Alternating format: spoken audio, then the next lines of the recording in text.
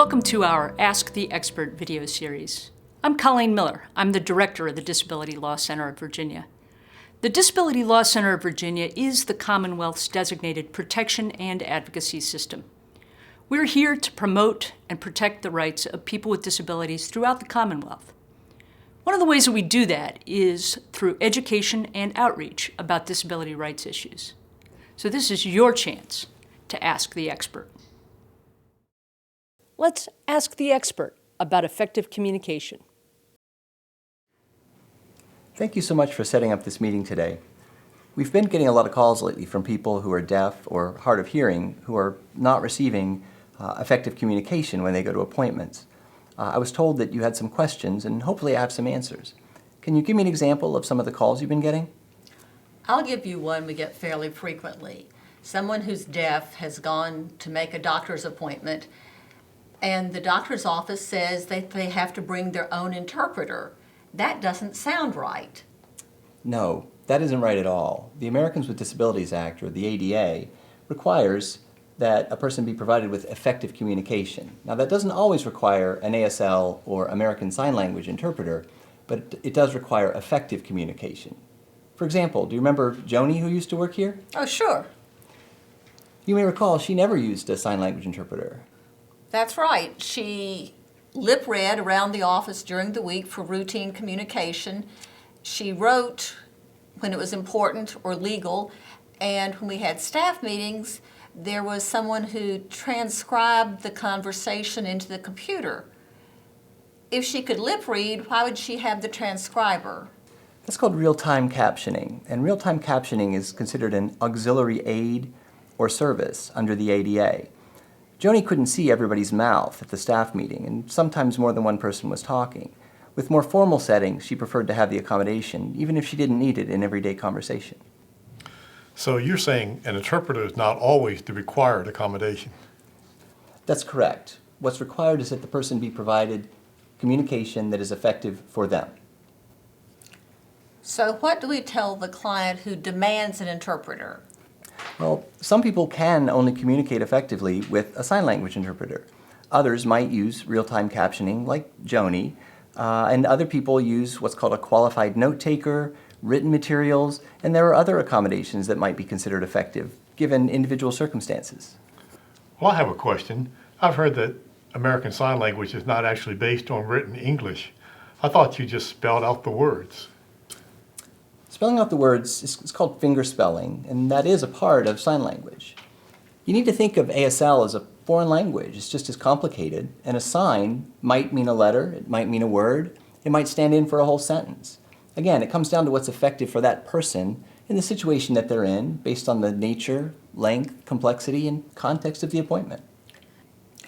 So in a doctor's office where there are questions about medical history and treatment planning, it gets pretty complicated. Exactly. A doctor's office is a specific example where, if requested, an ASL interpreter is generally the only effective form of communication. A doctor's office is encouraged to give primary consideration to the choice requested by the patient.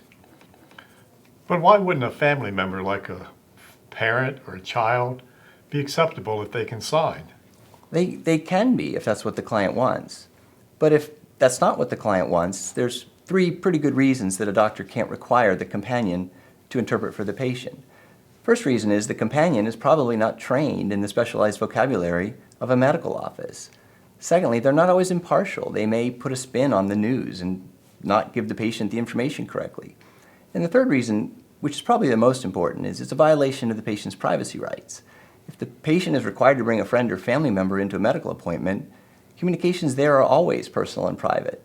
The law puts the burden on the medical office to provide the interpreter for all of these reasons. So what do we tell the caller? Well, first, they should ensure that they have told the medical provider that they need a certain type of accommodation. If they need an American Sign Language interpreter, they have to make that request in advance. I usually recommend they request the accommodations at the same time they make the appointment. Then I usually suggest they call about a week or at least a few days before the appointment to confirm that the accommodations are in place. If they show up and the accommodation isn't provided, they can cancel the appointment with no penalty. And if there's still no accommodation provided? Tell them to call us back. We have other resources that we can provide We can give them information about how to file a complaint with the Department of Justice, and there's a lot of information available on the ADA website. Is that the same requirement for everywhere? What about a restaurant or a movie? What about a play? Well, first, there is a difference between services that are provided by the state or local government and other places of public accommodation. What do you mean by state and local government services? Like the courthouse? What about all those county offices? Yeah, those are great examples, but it could also be a city park event, something happening at a public library. That doesn't seem reasonable. How could those places always have an interpreter standing around? That's a good point. Most places can't and don't, and really they aren't required to. If you're dealing with a government entity and a person requires an accommodation, the government is required to give primary consideration to the choice of the individual person requesting the services. The city, county, or state have to give the choice that the person requests unless there's a significant burden. The government should have alternatives available, like a video phone or a TTY device, for people who are deaf to use. Well, we use a telecommunication relay service to communicate with our deaf clients. I just call 711. But who can keep up with all this technology? Well, the Virginia Department for Deaf and Hard of Hearing can tell government agencies what they need to have. But what if it's not a government agency? What if it's a regular theater or a store? Most businesses aren't required to have every form of communication available on standby at all times, but it might be reasonable to expect a large hospital to know that they may have to serve a patient who is deaf or hard of hearing at any time and have some sort of system in place. Movie theaters should have captioned options for patrons who require them, but for the most part, a customer should request accommodations ahead of time and confirm they will be provided before showing up at a non-government business. Places of public accommodation under Title III of the ADA are required to provide effective communication, but a lot of businesses haven't necessarily dealt with someone who is deaf or hard of hearing, and they may need instructions from the visitor to know what form of communication will be effective and what will work for them. Can one of you help me? I have a woman on the phone and she says her husband was stopped and arrested by the police for driving under the influence. But she says he wasn't drunk at all. He was just swerving a bit. He can't speak at all, and because he's deaf, he couldn't understand the police. So they just pulled him out of the car and took him to jail. She's on the phone right now. Can you put the call through to this phone, please? You got it. Her name is Veronica Vaughn and she's calling about her husband, Billy. Thank you. Hello? Hello? Hi, Ms. Vaughn. I have you on speakerphone, and there were two advocates with me taking notes. Is that okay? Yes, that's fine. But my husband, he's with the police. Okay, I'm very sorry about your situation. First thing I need to emphasize is that we do not practice criminal law here. We will not be able to represent Billy in any of these criminal proceedings. Do you understand that? Okay, we have someone that we can call about that. Okay, good. We can tell you about some of your husband's issues. Billy, he's at the police station. Okay, what sort of problems is Billy having with his communication and his rights? Well, he needs an interpreter to talk to anyone, but they won't let me back there with him. Okay. First, advise the police that Billy only uses ASL and that none of the other forms of communication that they may try to use will be effective. So he needs to be provided with an ASL interpreter before he's read his rights or any other procedures are explained to him. Before he signs any papers, he needs to be provided an ASL interpreter, okay? Okay. Any sort of instructions, anything he's told to do, any directions he's told to follow, again, he needs to be provided an interpreter before those instructions are provided by the police. Okay. And you're sure there's no other form of communication that's effective for Billy, not any sort of phone or writing at all? No, he only understands ASL. Okay, it's important that you emphasize that to the police because they may be familiar with other methods that they've used before, so it's really essential that you demand that an ASL interpreter be provided for Billy. Okay, I'm going to go in now and explain that he needs an ASL interpreter or he'll never understand. Okay, please call us back if the police refuse to provide an interpreter. Again, we cannot help you with the criminal law aspects of the case, but we can try to ensure that the proper accommodations are provided. Okay, I gotta go. Thank you. Okay, thanks, and please do call back. Okay. That's so unfair. He doesn't have a chance. Well, it isn't always right, but we get calls like this sometime. I've read that the police have some discretion to ensure public safety, and they can remove the individual from the road before providing a reasonable accommodation. A lot of people who are deaf or hard of hearing carry a card that explains that they are deaf and the accommodations that they need. Now, we recommend that people present this card to the police officer when they give them their other information, such as their driver's license.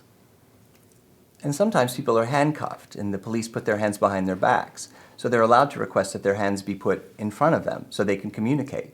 Other people may need to ask the officer to stand in front of them in plain view so they can lip read, and others still may want to use note-taking or pass notes. Again, what works for one person may not work for someone else, and not everybody uses ASL. But what if he goes to jail? Even in jail, he's entitled to effective communication. When he's given instructions or information about meals, rules, anything that happens in the jail, how to access his attorney. If a phone is available, they need to make sure that a phone is available that he can use. And in Billy's case, we've already established he can't use a phone, so he would need to have an ASL interpreter. Any service provided to anyone in jail has to be made accessible for someone who needs accommodations. Ms. Vaughn called back. Billy is at the jail, but they have called for an interpreter. They should just release him. Actually, they should just treat him the same as they would anyone else pulled over for erratic driving. As long as they provide him effective communication with the police, the courts, and his attorney, then they've met their burden. I guess that makes sense, but I think I'll follow up with Ms. Vaughn next week to see how everything went. Why don't you suggest that she have Billy give us a call if he needs any further help? Got it. Thank you. So now we have all the answers. Not me. I think I have more questions than when we started. Understandable. It's actually good that we don't think we have all the answers. Every person is different. Every situation and case is unique. What works for one person may not be right for someone else. So we don't ever want to assume and start providing information until we know what someone needs. And we have to ask a lot of questions. And when in doubt about the rights of an individual to effective communication, ask the expert. If you would like to discuss your disability rights issue, please call the Disability Law Center of Virginia.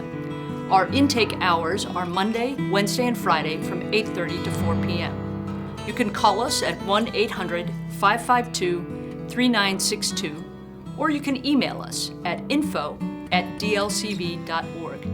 Thanks for watching.